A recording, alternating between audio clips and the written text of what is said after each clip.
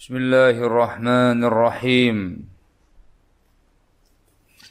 Innal hamdalillah nahmaduhu wa nasta'inuhu wa nastaghfiruh. Wa na'udzu billahi min shururi anfusina wa min sayyiati a'malina. May yahdihillahu fala mudilla lahu wa man yudlil fala hadiya lahu. وأشهد أن لا إله إلا الله وحده لا شريك له وأشهد أن محمدا عبده ورسوله يا أيها الذين آمنوا اتقوا الله حق تقاته ولا تموتن إلا وأنتم مسلمون يا أيها الناس اتقوا ربكم الذي خلقكم من نفس واحدة وخلق منها زوجها وبث منهما رجالا كثيرا ونساء واتقوا الله الذي تساءلون به والأرحام إن الله كان عليكم رقيبا يا أيها الذين آمنوا اتقوا الله وقولوا قولا سديدا يصلح لكم أعمالكم ويغفر لكم ذنوبكم ومن يطع الله ورسوله فقد فاز فوزا عظيما أما بعد فإن أصدق الحديث كتاب الله وخير الهدي هدي محمد صلى الله عليه وعلى آله وسلم وشر الأمور محدثاتها فإن كل محدثة بدعة وكل بدعة ضلالة وكل ضلالة في النار أيها الناس إخوانا في الدين عزكم الله. Di antara rahmat Allah subhanahu wa ta'ala kepada kaum muslimin secara khusus, hamba-hambanya yang beriman kepada Allah, beriman kepada Rasulullah sallallahu alaihi wasallam, beriman kepada Al-Quranul Karim, yang berkomitmen menjalankan Islam. Di antara rahmat Allah kepada mereka secara khusus, Allah subhanahu wa ta'ala membukakan untuk mereka jalan-jalan kebaikan, jalan-jalan keselamatan, subul salam, turuqul khair, ragam kebaikan, ragam amal saleh, ragam ketaatan, ragam ibadah kepada Allah subhanahu wa ta'ala. Dan masing-masingnya diberi pahala besar oleh Allah subhanahu wa ta'ala. Sehingga kaum muslimin hamba-hamba Allah bisa leluasa beribadah kepada Allah, leluasa mentaati Allah, leluasa beramal saleh, punya pilihan dalam mengerjakan kebaikan-kebaikan dalam Islam. Allah subhanahu wa ta'ala menegaskan dalam firman-Nya, "Wa ma taf'alu min khairin fa innallaha bihi alim."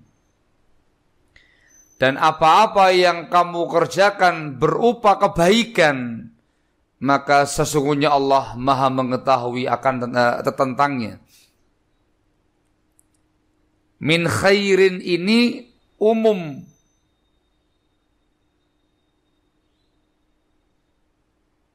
Meliputi semua perkara-perkara kebaikan yang dijelaskan dalam syariat, yang dibimbingkan dalam syariat. Sehingga turuqul khairi katsirah, jalan-jalan kebaikan itu sangat banyak. Allah menegaskan di akhir ayat fa innallaha bihi alim, dan Allah Maha tahu tentangnya. Allah tahu amal kebaikan tadi, Allah tahu siapa yang mengamalkannya, dan Allah akan membalasnya dengan setimpal. Al-Baqarah ayat yang ke-215. Yang sebelumnya di surat yang sama ayat 197 Allah menyatakan wa ma taf'alu min khairin ya'lamhu Allah. Dan apapun yang kamu lakukan berupa kebaikan-kebaikan, maka Allah mengetahuinya. Khair itu umum. Dan itu nampak apabila kita mengkaji lebih rinci, lebih detail bimbingan syariat ini. Di sana dijabarkan ragam amal saleh, ragam ketaatan kepada Allah yang disyariatkan dalam Islam. Semuanya diberi pahala-pahala, diberi keutamaan-keutamaan, diberi bimbingan-bimbingan. Sekali lagi, ini merupakan rahmat Allah kepada hamba-hambanya yang beriman.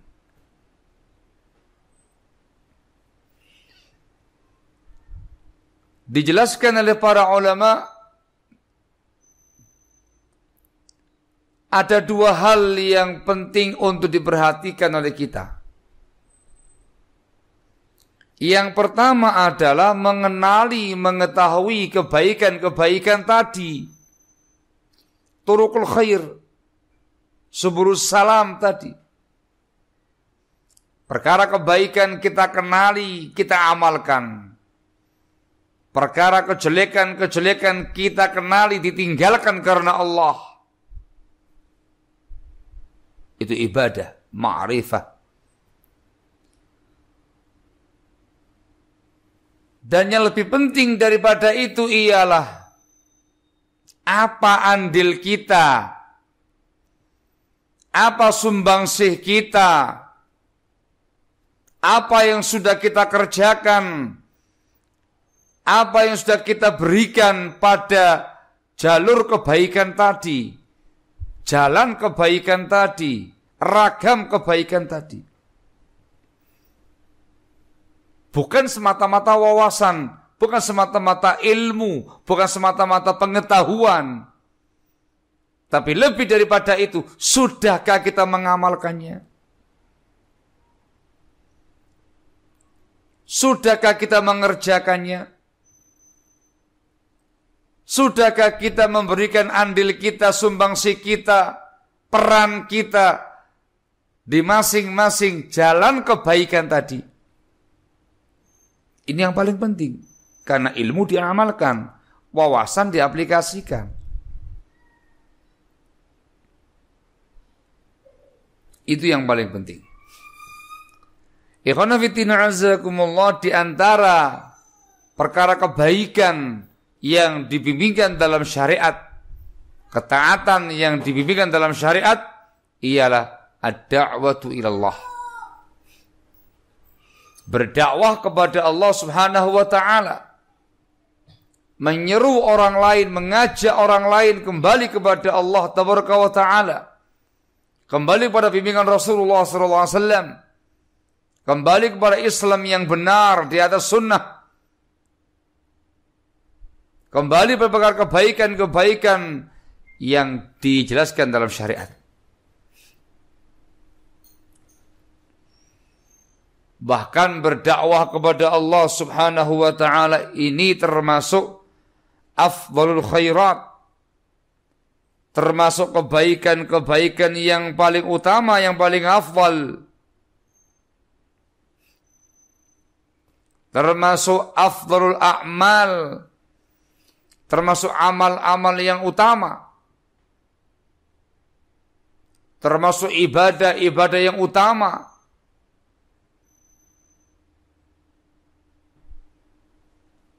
Ada beberapa poin yang mungkin disampaikan di sini untuk menggambarkan kepada kita betapa dakwah ilallah ini perkara yang sangat agung, perkara yang sangat mulia.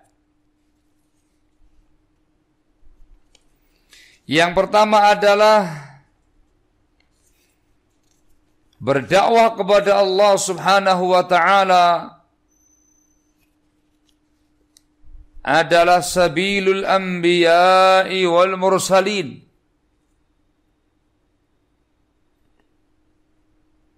Jalannya para nabi dan para rasul alaihi wassalatu wassalam.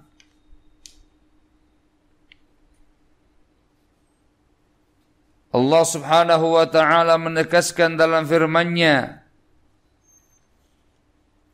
dalam surat Yusuf ayat yang ke-108, Allah menegaskan, "Qul hadhihi sabili ad'u ila Allahi ala basiratin ana wa man ittaba'ani." Al-ayah. Katakan wahai Nabi sallallahu alaihi wa ala alihi wasallam, hadhihi sabili, inilah jalanku. Jalannya Rasulullah sallallahu alaihi wasallam. Dan itu juga merupakan jalannya para anbiya wal mursalin yang lainnya sebelum beliau. Apa itu?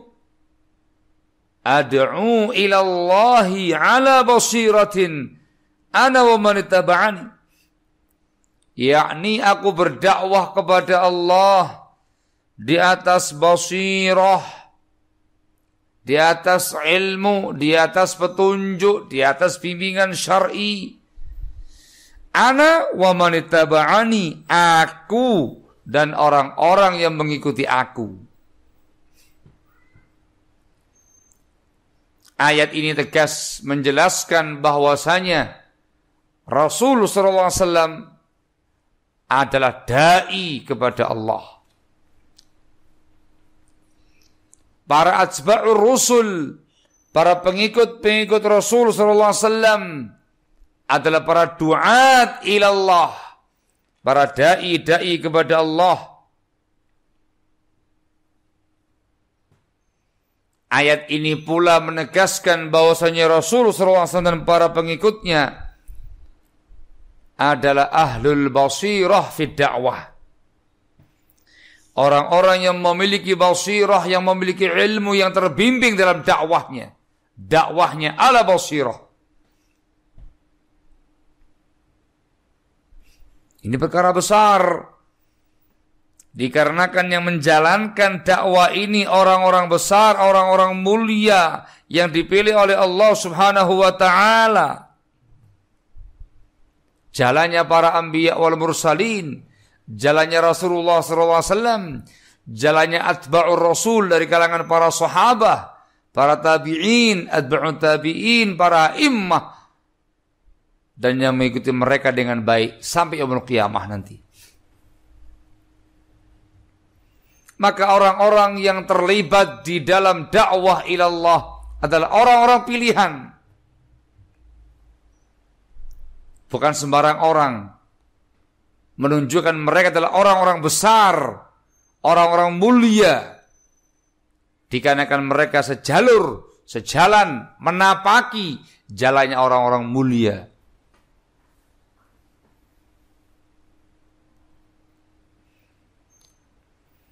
Yang kedua,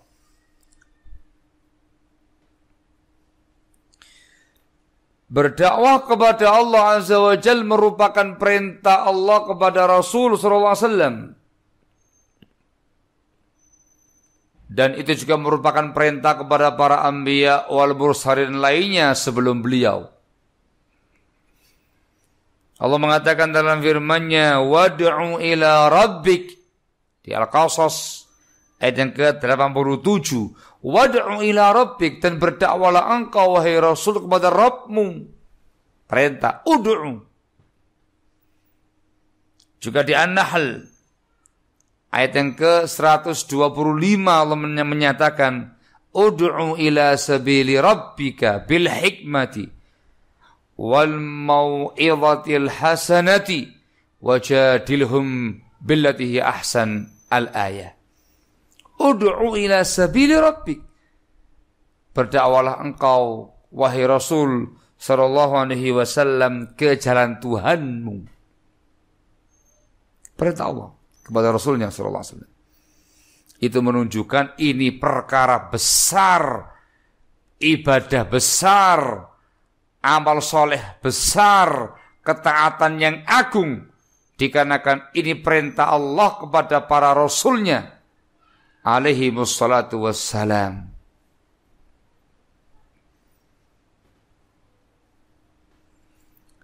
Berdakwah kepada Allah juga merupakan perintah Allah kepada umat ini, umat Muhammad sallallahu alaihi wasallam.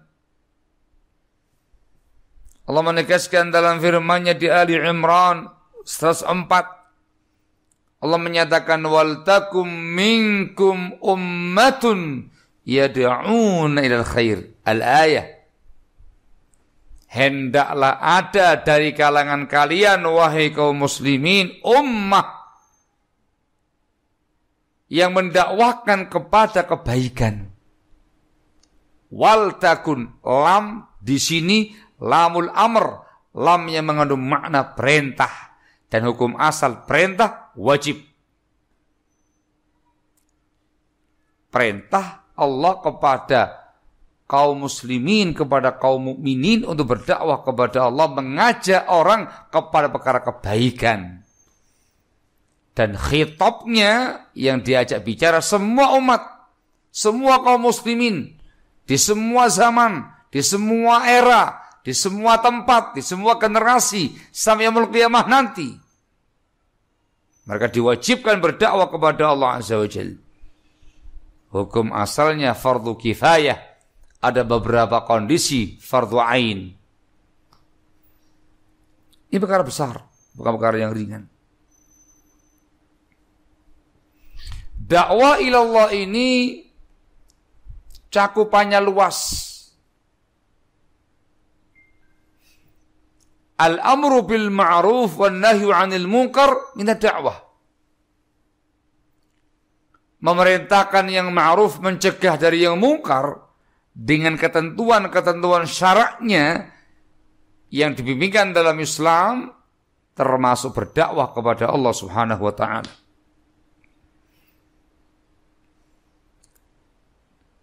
Digandingkan dengan dakwah. Dakwah amar ma'ruf nahi mungkar. Dan ini semua membawa falah, membawa keberuntungan, membawa kesuksesan individu, masyarakat, bahkan bangsa.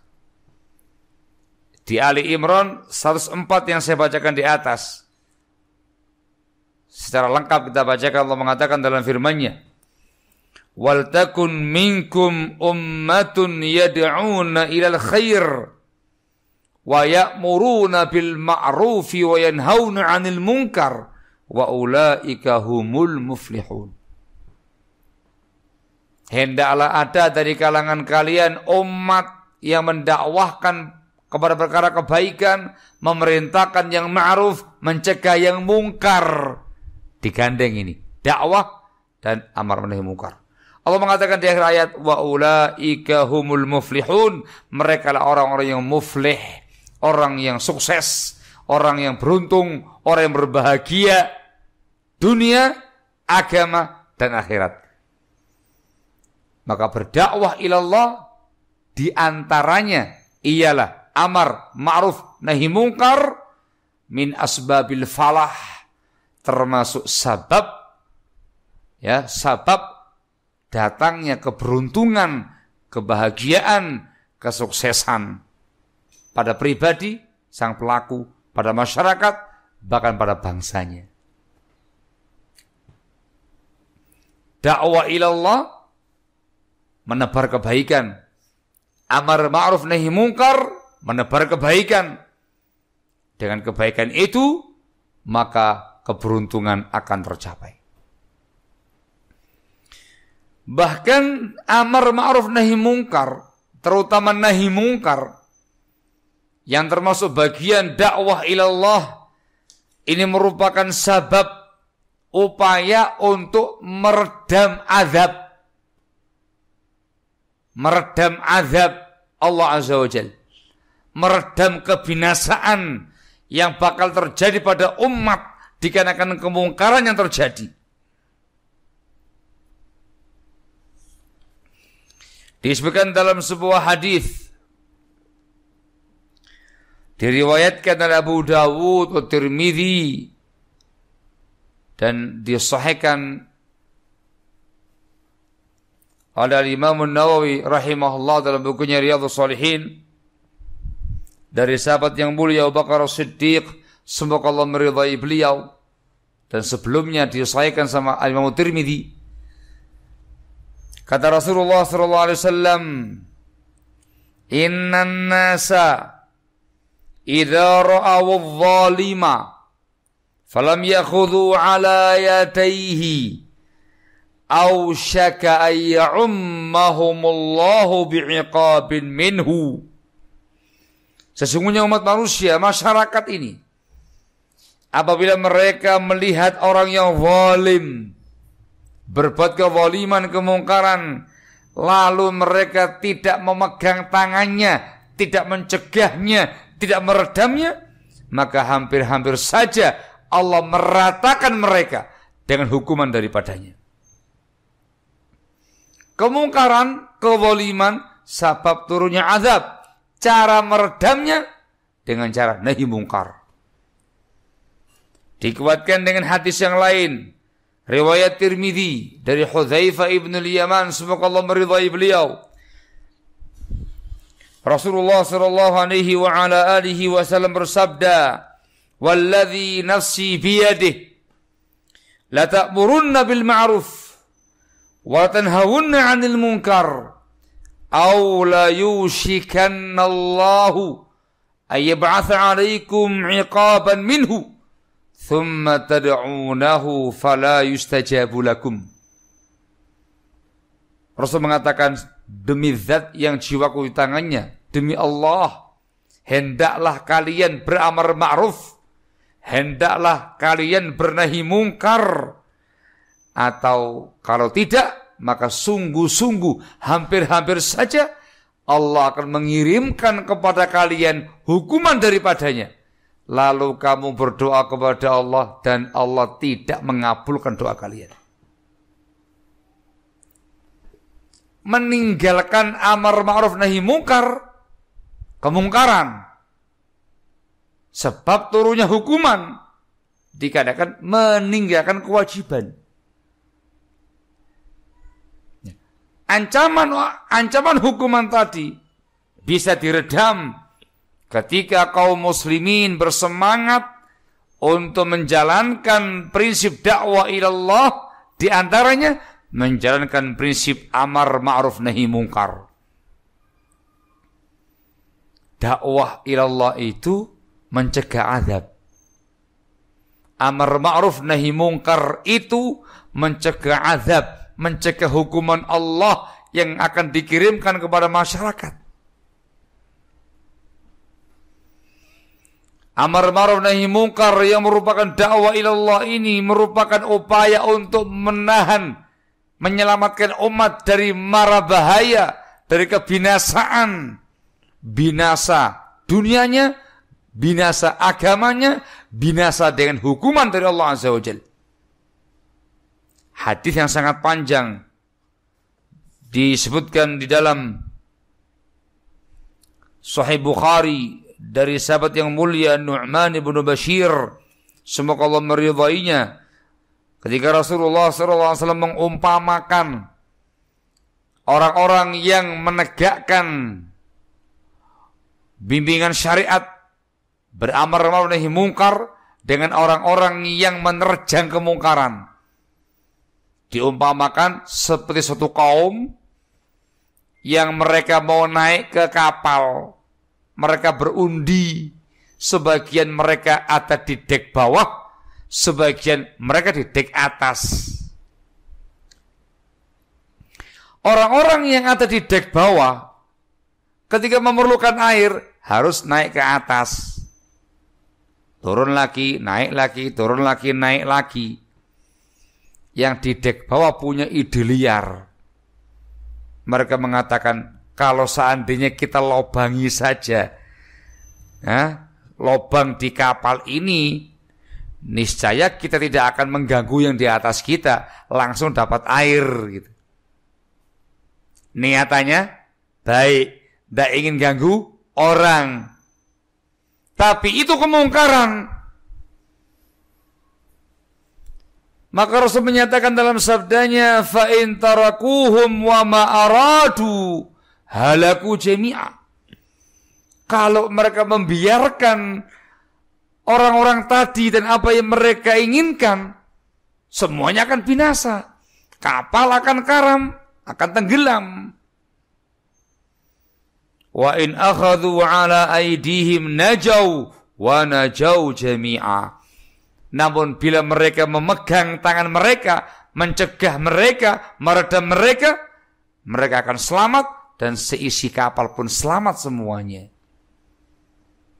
Camkan baik-baik, dakwah ilallah meredam azab. Dakwah ilallah itu meredam kebinasaan umat. Amar ma'ruf nahi mungkar yang dikerjakan dengan cara yang tepat meredam azab. Menyelamatkan umat dari kebinasaan, dari mara bahaya. Itu luar biasa. Termasuk dakwah ilallah, termasuk amar ma'ruf nahi mungkar yang sedemikian besar keutamaannya itu ialah tarbiyah Islamiyah. Bahkan ini merupakan dakwah yang lebih spesial. Pendidikan Islam, baik tarbiyahnya, perintisan tempat-tempatnya, lembaga-lembaganya, membangun masjid untuk dakwah di sana, untuk taklim di sana, untuk tarbiyah di sana, dan segala upaya-upaya yang berkaitan dengan dakwah ilallah, yang berkaitan dengan amar ma'ruf nahi mungkar, itu semuanya satu bagian daripada amal dakwah ilallah. Itu besar pahalanya.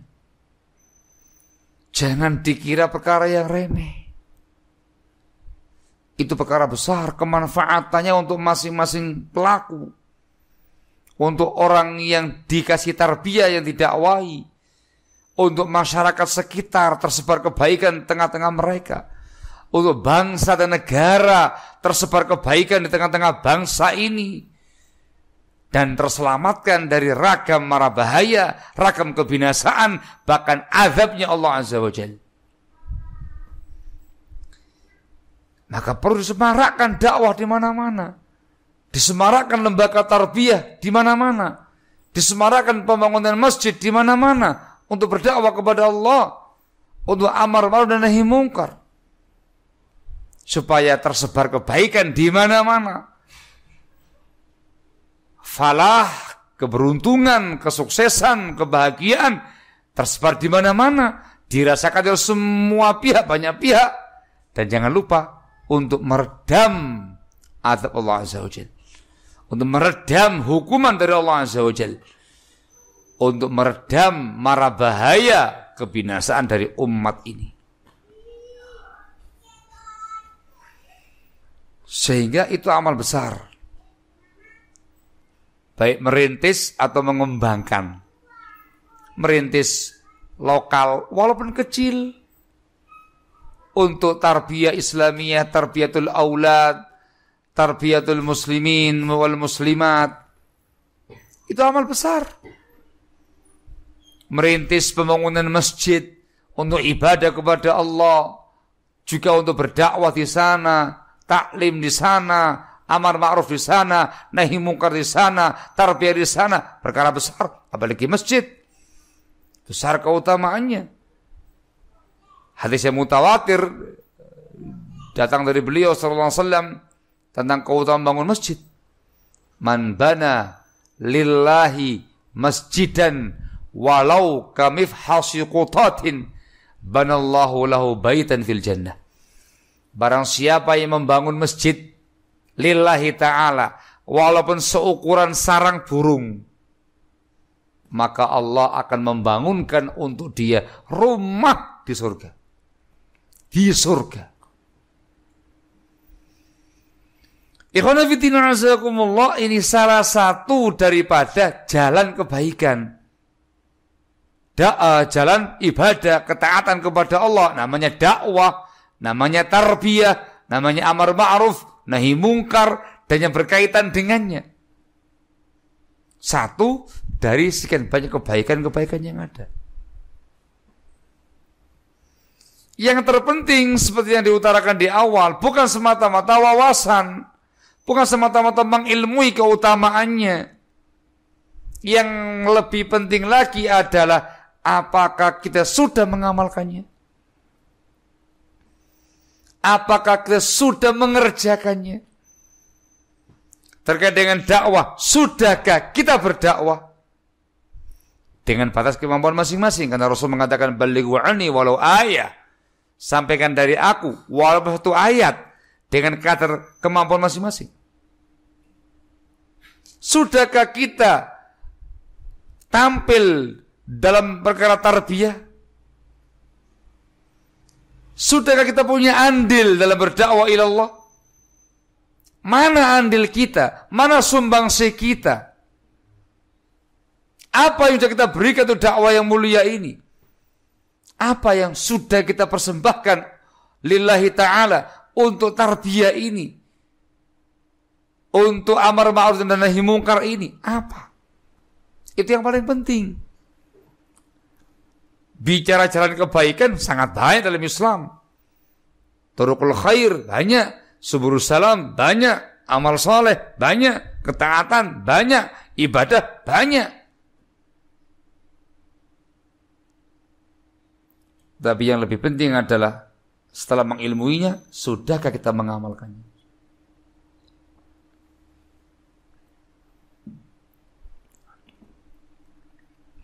Sudahkah kita ikut tampil sebatas kemampuan kita di dalamnya? Sudahkah kita memberikan andil kita, sumbangsi kita, peran kita di dalamnya? Itu yang paling penting. Dikarenakan ini ibadah kepada Allah dan khitabnya yang diajak bicara semua kita tanpa terkecuali. Apalagi dengan nas sabda Rasul yang terakhir yang saya bacakan, balighu anni walau ayatan. Sampaikan dari aku walaupun satu ayat. Masing-masing kita dituntut untuk beramal semampu kita. Masing-masing kita dituntut untuk berdakwah semampu kita.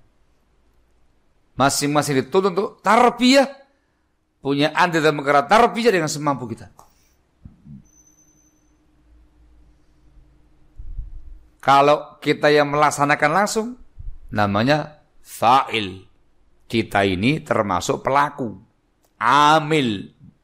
Mengamalkan langsung tindakan amal tadi. Jelas pahalanya.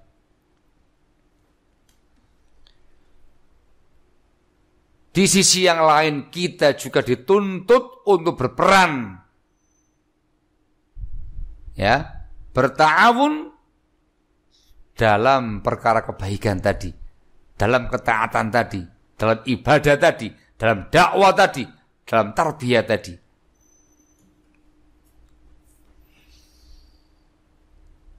Pahalanya pun sama seperti seseorang yang melaksanakan kebaikan tadi.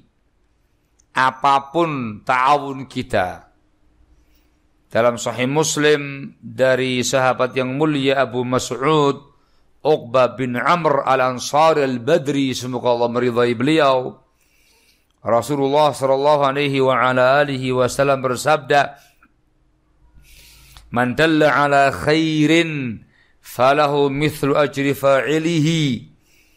Barang siapa yang menunjukkan perkara kebaikan, maka dia mendapatkan pahala seperti pelakunya. Fa'il, amil, jelas dapat pahala.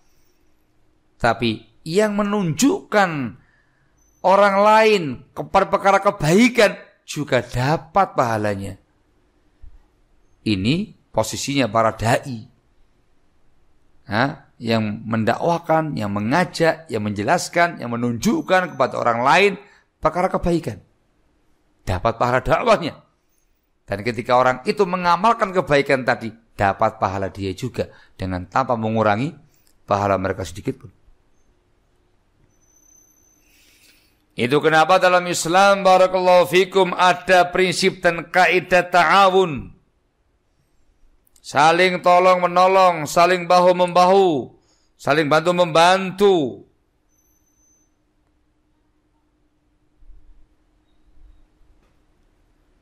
Allah mengatakan dalam firman-Nya di ayat yang masyhur di kalangan kita di Al-Maidah ayat yang kedua, Allah menyatakan wa ta'awanu 'alal birri wat taqwa wa la ta'awanu 'alal itsmi wal 'udwan. Dan hendaklah kalian saling ta'awun, saling bantu membantu, saling tolong menolong, saling gotong royong, saling bahu membahu di atas kebaikan dan ketakwaan. Dan jangan saling tolong menolong, jangan saling bahu membahu di atas dosa dan permusuhan. Al-bir dalam ayat ini dijelaskan oleh Sa'di rahimahullah, ismun jami'un li fi'li ma yuhibbuhu Allah ta'ala wa yardah min al-aqwal wal af'al al-zahir wal batinah min huquqillah atau huquqil adamiyyin. Dijelaskan dalam tafsirnya dan juga dalam risalah khusus, risalah tentang masalah ini. Risalah tentang ta'awun al-birri wa taqwa. Al-bir itu ialah sebuah nama yang mencakup melakukan, melaksanakan segala sesuatu yang dicintai, yang diridhai oleh Allah Azza wa Jalla. Berupa amal zahir, amal yang batin, baik terkait dengan hak-hak Allah atau hak-hak Bani Adam. Melaksanakan kebaikan. Itu al-bir. Maka berarti kita ini diperintahkan, dituntut untuk ta'awun, saling gotong royong, saling bantu membantu, memiliki andil, berpartisipasi dalam melaksanakan, dalam mengerjakan semua kebaikan yang Allah ridhai. Lahir, batin, ucapan, perbuatan terkait dengan hak Allah atau hak Bani Adam. At-taqwa dalam ayat ini juga dijelaskan sama Syekh Sa'di rahimahullah, ismun jami'un litarki ma yakrahuhu Allah ta'ala wa yubghiduh min al-aqwal wal af'al al-zahir wal batinah. Takwa di sini adalah sebuah nama yang mencakup meninggalkan segala sesuatu yang dibenci oleh Allah, yang dimurkai Allah, baik ucapan atau perbuatan yang lahir ataupun yang batin. Tarkul manhiyat, meninggalkan larangan agama, namanya takwa. Maka ayat ini pun juga memerintahkan kita supaya kita gotong royong, tolong menolong, bantu membantu, memiliki andil, berpartisipasi, punya sumbangsih untuk meredam kemungkaran, untuk meninggalkan larangan-larangan agama, mencegah orang lain mengerjakan perkara yang mungkar, perkara yang haram. Jadi ta'awun untuk mengerjakan kebaikan dan juga ta'awun untuk meninggalkan larangan agama kemungkaran. Itu namanya ta'awun al-birri wa taqwa. Dakwah ilallah termasuk al-bir. Tarbiyah Islamiyah termasuk al-bir. Membangun masjid untuk ibadah, untuk dakwah, untuk tarbiyah minal bir termasuk kebaikan. Merintis sebuah tarbiyah Islamiyah minal bir, mengembangkan tarbiyah yang sudah ada supaya semakin besar, semakin bagus. Minal bir, termasuk perkara kebaikan. Maka dituntut untuk mengamalkannya atau dituntut untuk berpartisipasi, berta'awun di dalamnya. Imma fa'il sebagai pelaku langsung, wa imma muta'awin sebagai orang yang berta'awun.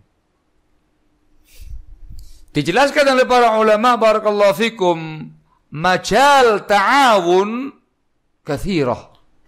Ruang untuk ta'awun sangat banyak. Jangan dibayangkan hanya dengan harta benda.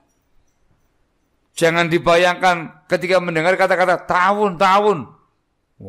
Kongkon infak neh, kongkon sodakoh neh, gitu. Itu satu bagian diantaranya. Namanya ta'awun bil mal. Ta'awun dengan harta benda. Tapi gak semata-mata harta benda. Bisa ta'awun bil mal. Bisa ta'awun dengan harta benda.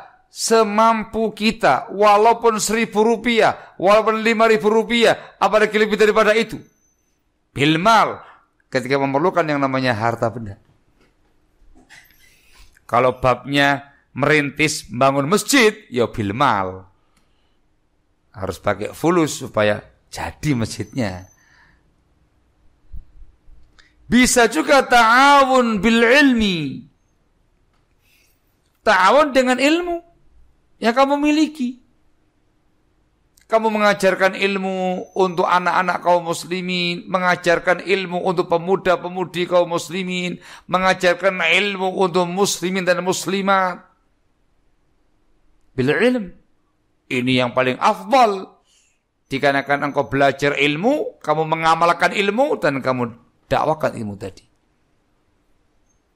Tentu sebatas ilmu yang kamu punya. Bila ilm.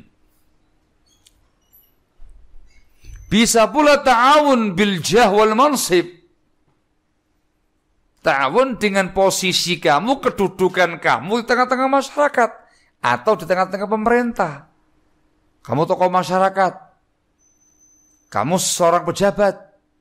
Kamu punya kedudukan di instansi pemerintahan atau di sebuah perusahaan.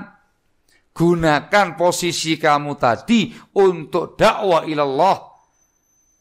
Gunakan posisi kamu tadi untuk mempermudah dakwah ilallah, mempermudah tarbiyah Islamiyah, mempermudah amal kebaikan.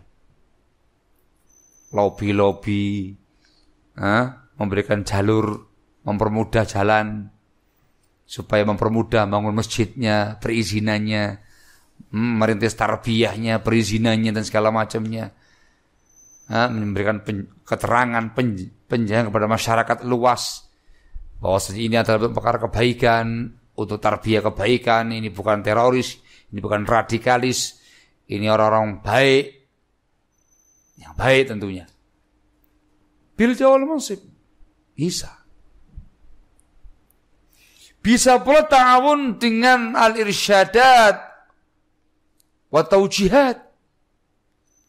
Ta'awun dengan bimbingan, arahan-arahan, ide-ide brilian, ide-ide cemerlang, yang membangun, yang menyupport, yang menyemangati. Perlu seperti ini.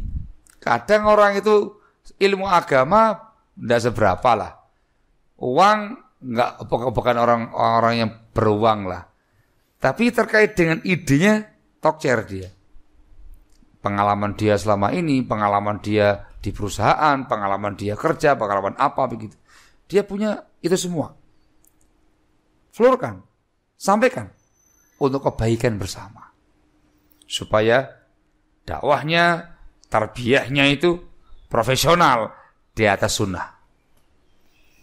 Ya, ada kata di atas sunnah ini.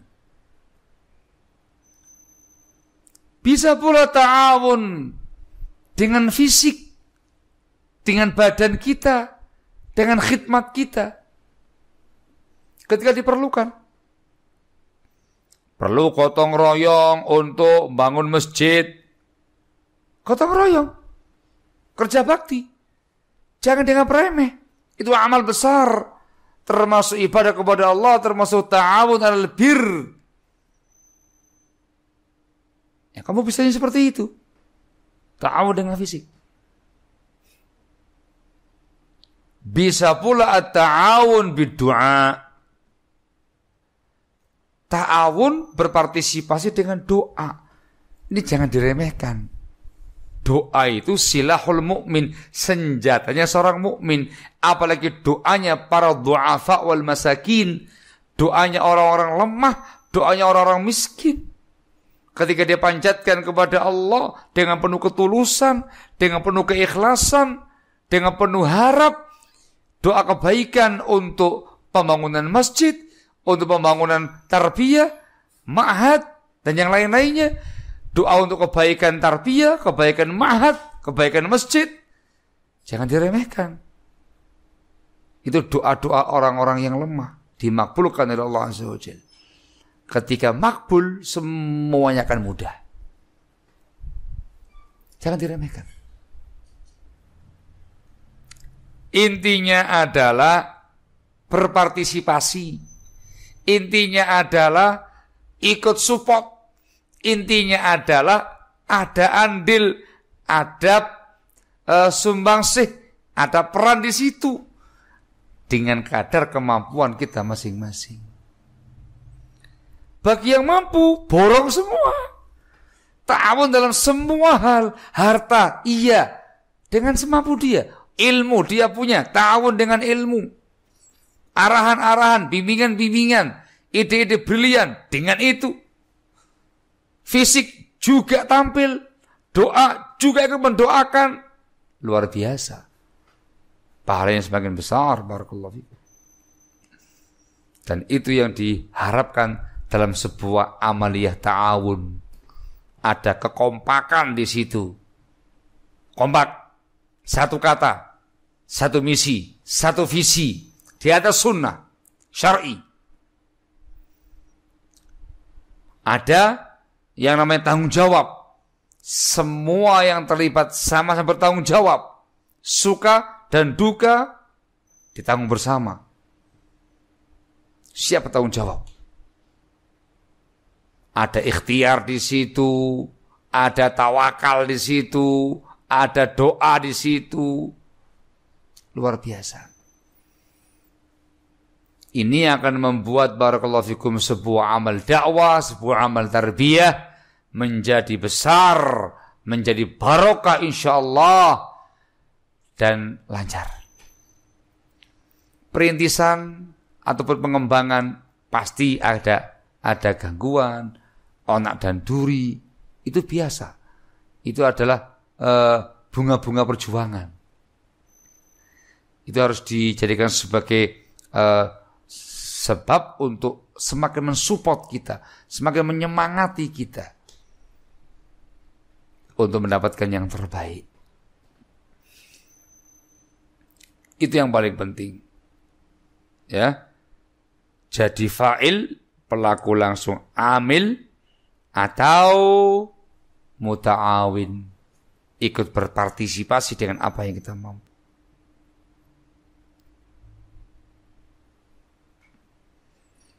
Barakallahu fikum. Pembahasan ta'awun sangat panjang. Dan itu merupakan amal besar dalam Islam. Barakallahu fikum. Orang yang berta'awun juga mendapatkan pahala seperti para pelakunya. Kita simak beberapa hadis. Kita jadikan sebagai penutup majelis ini untuk menyemangati kita. Di satu sisi kita berusaha sekuat tenaga untuk menjadi pelaku langsung. Di sisi yang lain kita juga berusaha sekuat tenaga untuk memiliki andil di dalamnya. Hadis dalam Bukhari Muslim dari sahabat yang mulia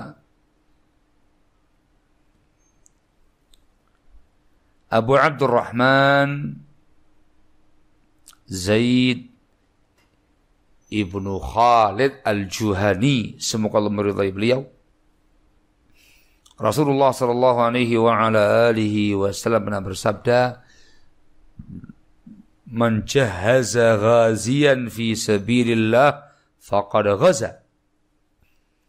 Wa man khalafa ghaziyan fi ahlihi bi khairin faqad ghaza." Barang siapa yang mempersiapkan bekal, perlengkapan untuk seseorang yang berperang fi sabilillah, maka sungguh yang mempersiapkan perlengkapan tadi, dia juga telah berperang, dapat pahalanya. Dan barang siapa yang mengurusi keluarga seseorang yang berangkat perang fi sabilillah, diurusi dengan baik, maka sungguh dia telah ikut berperang. Jihad fi sabilillah yang syar'i itu merupakan dzarwatu sanamil Islam, merupakan puncak amal Islam yang paling tinggi. Imma mati syahid, surga tempatnya kalau dia ikhlas, imma ghanimah dan kemuliaan di dunia ini. Tidak semua orang bisa berjihad. Di masa itu ya, di zaman adanya jihad syar'i, tidak semua orang mau berjihad. Karena jihad, pelaku jihad, mujahid, al-ghazi, ada ketentuannya, ada syarat-syaratnya, gak sembarangan. Ketika Anda terpilih sebagai mujahid, luar biasa, kesempatan emas untuk meraih surga, mati syahid. Bagi sebagian pihak yang tidak memenuhi persyaratan, entah dia sudah tua usianya, atau dia masih anak-anak, atau dia wanita, atau dia budak yang belum diizinkan oleh tuannya, atau dia sakit, atau yang lain-lainnya. Ada kesempatan untuk mendapatkan dan meraih pahala jihad yang besar itu dengan cara-cara yang lain. Berpartisipasi dalam amalia jihad, dalam bab yang lain, walaupun bukan terjun langsung ke medan jihad. Membeli perlengkapan mujahidin, senjata mereka, pakaian perang mereka, logistiknya mereka, medisnya mereka. Itu merupakan amalan jihad itu. Ta'awun dapat pahala jihad. Atau dia punya harta, dia urusi keluarga para mujahidin dengan baik, dengan penuh keikhlasan, dengan penuh kejujuran. Luar biasa. Faqad ghaza, kata Rasul. Sungguh dia telah berperang, yakni mendapatkan pahala perang tersebut. Apalagi dua-duanya, pelaku iya, ta'awun dalam bab yang lain juga iya. Maka dia memborong semua pahala. Maka intinya barakallahu fikum, jalur kebaikan, jalan keselamatan, ragamnya banyak. Amal soleh ragamnya banyak, ketaatan ragamnya banyak, ibadah kepada Allah ragamnya banyak. Bukan semata-mata kewajiban berilmu, tetapi juga kewajiban mengamalkannya. Bukan semata-mata wawasan, tapi kita harus andil di dalamnya. Dakwah ilallah, tarbiyah Islamiyah, dan yang berkaitan dengannya amal yang paling utama, yang paling afdal. Bukan semata-mata mengilmui keutamaan dakwah, keutamaan tarbiyah, tapi juga harus mengamalkannya, ikut andil di dalamnya, berpartisipasi di dalamnya dengan batas yang kita mampu dengan cara syar'i. Barakallahu fikum. Maka apa andil kita dalam dakwah ini? Untuk dakwah ini, berikan andil yang baik, yang membangun, jangan yang merusak. Ikhlaskan niat lillahi ta'ala, jujur lillahi ta'ala, tidak ada tendensi pribadi atau duniawi. Kerahkan yang kita mampu sebatas kemampuan kita dengan cara yang syar'i, dengan bimbingan yang syar'i, untuk kebaikan kita, meraih pahalanya, untuk kemaslahatan bersama anak-anak kita, keluarga kita, masyarakat kita, muslimin secara umum, bahkan bangsa kita. Jadi amil dan muta'awin. Kalau nggak bisa, jadi muta'awin. Dalam beramal, dalam berta'awun, jadi muslih yang membawa kemaslahatan. Jangan jadi mufsid yang merusak. Jadilah orang yang mensupport perkara kebaikan. Jangan mensupport perkara keburukan. Ta'awunnya alal birri wa taqwa. Jangan ta'awun alal ithmi wal udwan. Barakallahu fikum. Semoga Allah Azza wa Jalla memberikan kemudahan kepada antum sekalian, terutama para ikhwah kita yang tadi Muarabada. Semoga masjid yang mereka rintis diberi kemudahan oleh Allah Azza wa Jalla, bisa diberi kemudahan, berhasil dibangun lillahi ta'ala, lidakwah, thumma lidakwah, litarbin dan juga yang lainnya. Barakallahu fikum. Dan semoga memberkahi upaya mereka semua, dan semoga rintisan-rintisan tarbiyah dan dakwah di sana diberi kemudahan oleh Allah Azza wa Jalla dan diberi keberkahan olehnya. Dan semoga tempat-tempat yang lain di Indonesia Raya ini dan juga di seluruh dunia yang merintis sebuah tarbiyah, sebuah dakwah, lembaga pendidikan atau masjid atau yang mengembangkannya, semoga diberi kemudahan oleh Allah Taala, diberi keberkahan olehnya, semuanya sesuai dengan diharapkan, berjalan dengan bagus, dengan lancar di atas ilmu, di atas bimbingan sunnah, dan masing-masing kita semoga diberi taufik, diberi hidayah untuk bisa berpartisipasi di dalamnya, mensupport perkara kebaikan, ta'awun 'alal birri wa taqwa, bukan ta'awun 'alal itsmi wal 'udwan. Barakallahu fikum. Walhamdulillahirabbil alamin. Sekarang kita lihat ada beberapa pertanyaan yang diajukan.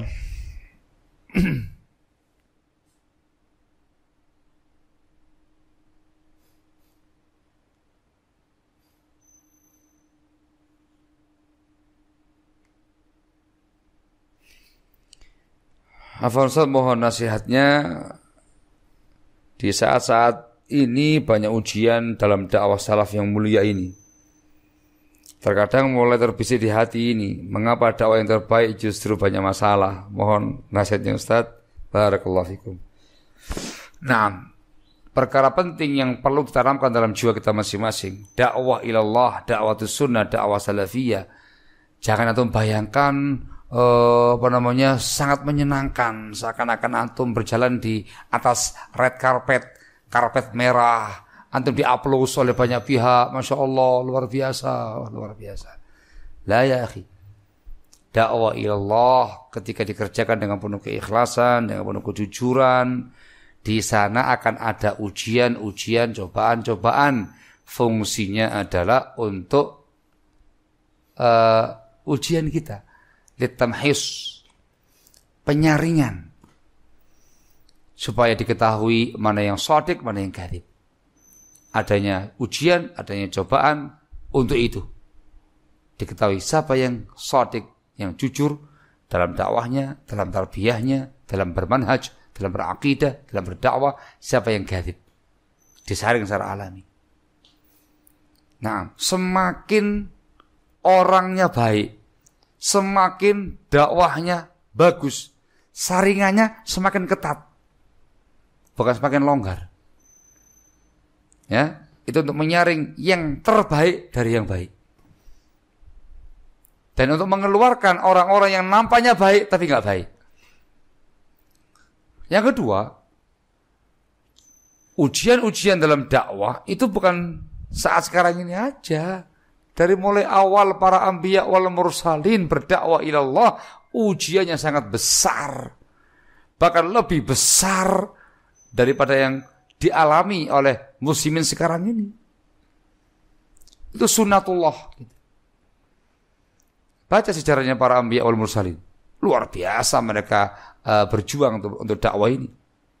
Jangan kamu bayangkan dakwah itu kemudian penuh dengan aplaus, penuh dengan sanjungan. Jangan tuh bayangkan dakwah itu kayak orang yang dimuliakan di atas karpet merah tuh bahasanya mereka sekarang ini. Enggak, ditaburi bunga-bunga. Enggak. Penuh dengan perjuangan. Maka fahami ini. Yang kedua, siapkan diri kita masing-masing. Ilmunya siapkan, amalnya siapkan, keteguhan siapkan, mentalnya siapkan. Maka yang terpenting selain ilmu, amal, selalu berdoa kepada Allah dengan doa keistiqomahan, doa keteguhan. Semoga diberi keistiqomahan, keteguhan di atas ilmu, amal, dakwah sunnah dan yang benar ini. Barakallahu fikum. Nah, yang ketiga, jangan dikira dakwah-dakwah yang jelek itu nggak ada masalah. Mereka juga punya masalah. Mereka juga ada musibah. Mereka juga banyak ujian. Mereka juga merasakan sakit, menderita. Sama. Tapi bedanya kalau mereka menderita, mereka merana pada dakwah kejelekan. Sementara dakwah sunnah, merana, menderita di atas kebaikan. Sisi kelebihannya, kita punya harapan kepada Allah Azza wa Jalla. Kalau kamu merasa sakit, kata Allah, فَإِنَّهُمْ يَعْلَمُونَ كَمَا تَعْلَمُونَ. Sesungguhnya mereka itu merasa sakit, sebagaimana kamu juga merasakan sakit. وَتَرْجُونَ مِنَ اللَّهِ مَا لَا يَرْجُونَ. Tapi kalian, wahai kaum muslimin, punya harapan kepada Allah apa yang enggak mereka punya harapan. Yang mereka enggak punya harapan di situ. Berjuanglah, ikhlaskan niat, jujur lillahi ta'ala, dan tabah dalam menghadapi ragam ujian. Barakallahu fikum. Wallahu tabaraka wa ta'ala alam bis-shawab.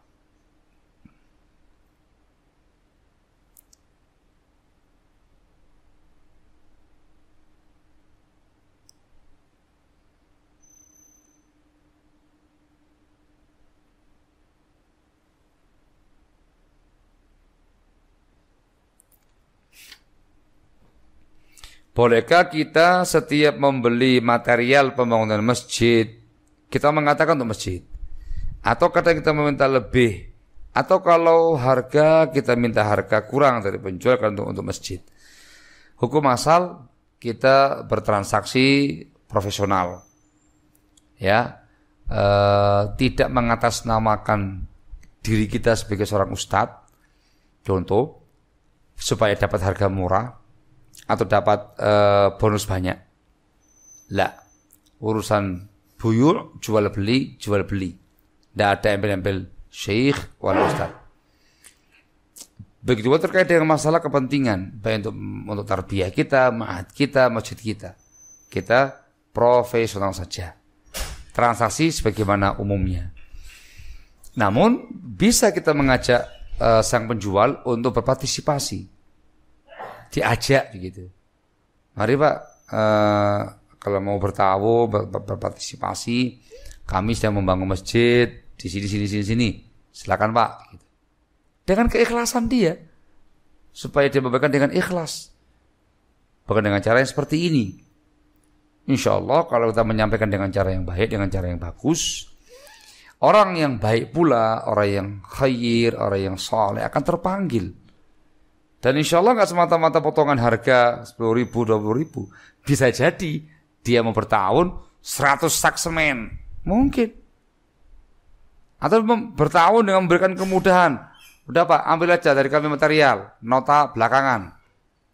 Dikasih kemudahan. Begitu pelunasan nota, total semuanya Pak 50 juta. Kamu punya uang, kamu bayar. Profesional kamu. Sudah Pak, bayar aja 40 juta, bonus 10 juta. Mungkin. Itu yang terbaik. Barakallahu fikum. Wallahu tabaraka wa ta'ala alam bis-shawab.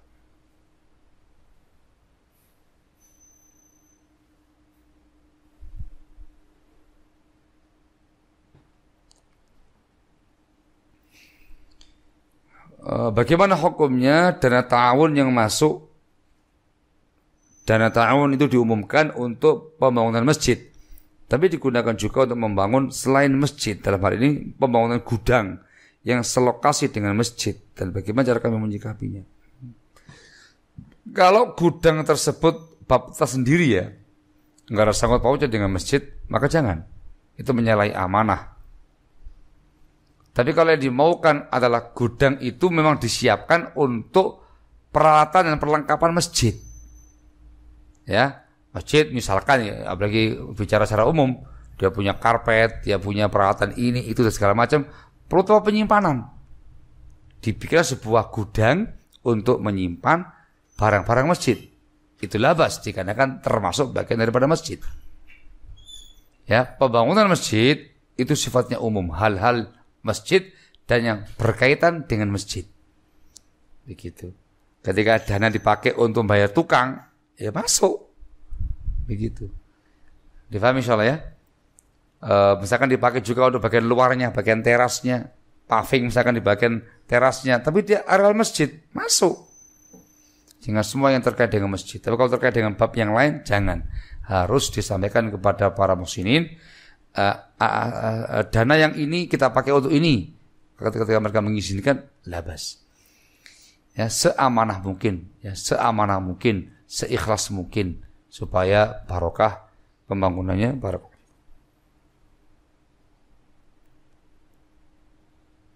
Naam, wallahu tabaraka wa ta'ala a'lam bis-shawab.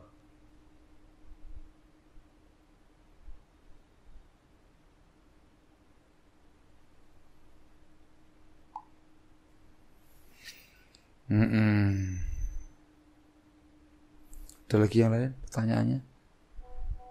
Enggak semuanya dijawab ya.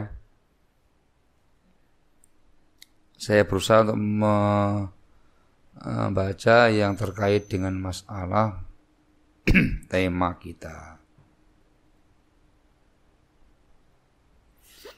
Masya Allah. Bagaimana cara mengajak kembali ikhwan yang telah futur? Allahul musta'an. Semoga Allah berikan taufik kepadanya dan hidayah kepadanya supaya bisa kembali kepada al-haq dan kepada sunnah dan amal saleh. Barakallahu fikum. Amin. Cara pertama adalah dicari tahu sebab kenapa dia futur. Karena futur, lemah semangat, yang dulunya baik menjadi buruk, itu ada asbabnya. Ada asbabnya. Macam-macam. Bisa jadi sebabnya adalah ekonomi. Ini yang umum terjadi. Ya, karena dia kondisinya serba tidak ada, kemudian tanggung jawabnya dia juga besar, yang biasa dia datang taklim dan segala macamnya, dia tersibukkan dengan yang namanya ekonomi, lupa dia dengan taklimnya, semakin jauh akhirnya lemes, futur.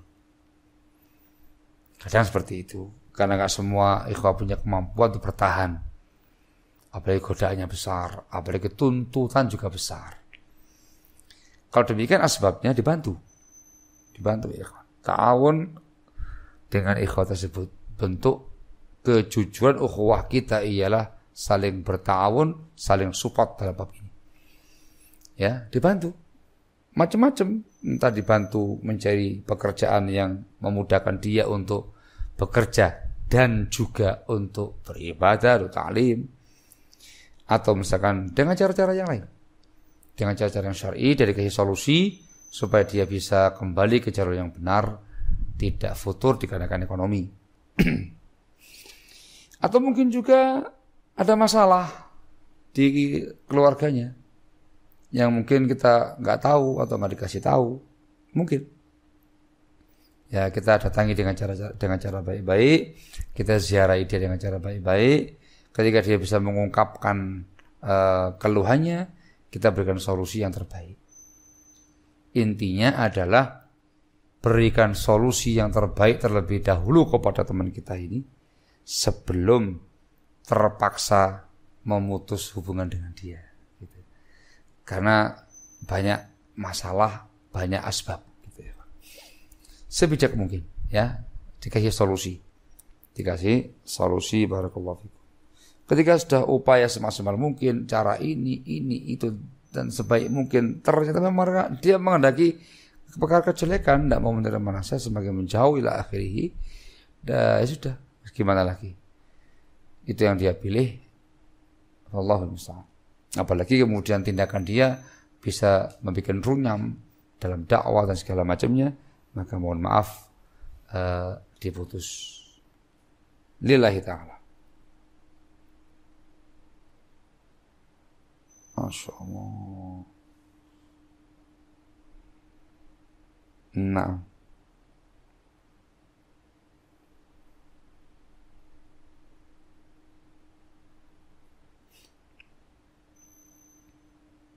Masya Allah. Ada pertanyaan seperti ini. Kapan su'udzon itu dibenarkan? Su'udzon kan buruk sangka. Su'udzon itu hukum asalnya di tengah-tengah kaum muslimin diharamkan. Su'udzon itu justru merusak ukhuwah, merusak muamalah, merusak interaksi, merusak hubungan. Kalau satu sama lain saling su'udzon, hancur ukhuwah ini, rusak muamalah ini. Akan saling curiga, buruk sangka, muncul hal-hal yang tidak diinginkan. Allahul musta'an. Yang dibenarkan adalah husnudzan, berbaik sangka kepada saudara yang muslim. Tapi memang ada sih beberapa kondisi yang kita dibenarkan su'udzan terlebih dahulu. Nah, dan itu hanya berlaku untuk orang-orang yang memang masyhur, ma'ruf dengan kejahatannya, dengan keburukannya, dengan penyimpangan-penyimpangannya, dengan kemungkaran-kemungkarannya, dan segala macamnya. Ya, untuk antisipasi. Sesungguhnya itu bukan namanya su'udzon sih, tapi namanya kehati-hatian gitu. Kewaspadaan, namanya al-hadar. Al-hadar, kewaspadaan. Jadi bukan su'udzon sebenarnya bahasanya, kewaspadaan. Begitu.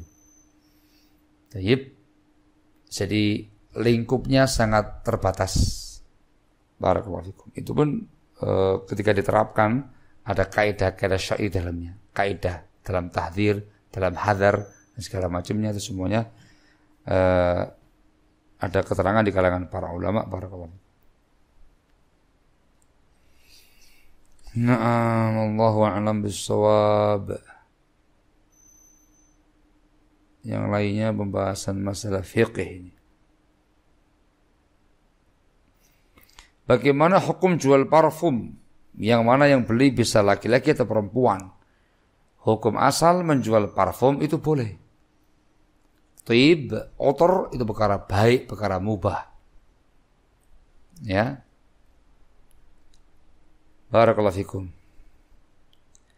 Kecuali dalam sebuah kasus, sebuah kondisi kita tahu entah dengan sendirinya atau diberitahu oleh sang pembeli atau orang lain yang ngasih tahu kita, khabar terpercaya, orang ini beli parfum memang untuk perkara kemungkaran, untuk perkara kemaksiatan. Maka untuk orang ini saja jangan jual kepada dia, sebab termasuk ta'awun alal itsmi wal 'udwan, membantu dia dalam perkara dosa. Tapi hukum asal boleh parfum itu dipakai oleh semua orang, hatta perempuan bisa pakai parfum untuk di kalangan suaminya, tidak ada masalah. Jangan mengharamkan perkara yang haram karena ada beberapa oknum yang menggunakannya untuk perkara yang mungkar. Itu bukan kaidah yang benar. Kaidah yang benar, perkara yang mubah, hukum asalnya mubah, silakan Anda menggunakannya, mengkonsumsinya, jual beli di dalamnya. Kecuali ketika hal itu dalam sebuah kasus ya tertentu, kasuistik sangat kondisional banget, dipakai untuk perkara mungkar. Dan kamu tahu itu. Jangan untuk dia. Silakan untuk yang lain.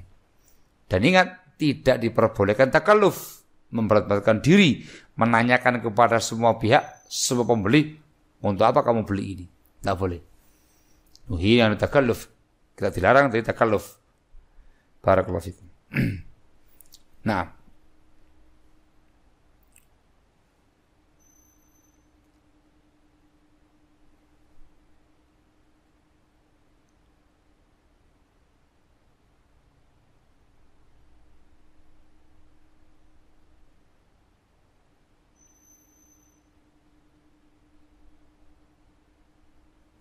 Wallahu a'lam bishawab. Saya kira cukup sekian. Adapun yang lain-lainnya ada yang nggak tahu jawabannya, ada yang mungkin kurang pas disampaikan di forum seperti ini. Nah, semoga manfaat. Ini yang bisa saya utarakan.